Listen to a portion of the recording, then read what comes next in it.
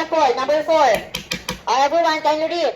A box contains the following school supplies: pen, pencil, eraser, ruler, marker, crayon. If one item is picked at random, what is the theoretical probability of selecting something used for writing? Okay, take note ha anak, used for writing. Okay, first, identify the sample space.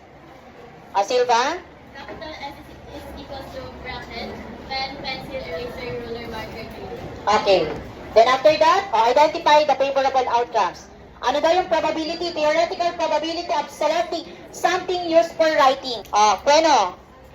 Pen, pencil, marker. Okay, very good. Capital letter E, pen, pencil, marker, and crayon. And then, ilan yung favorable outcomes? 4 over.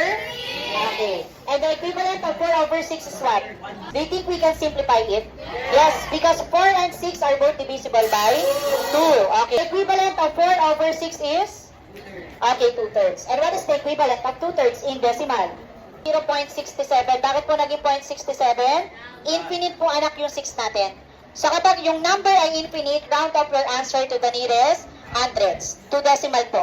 Then 0.67 in percent is 67%.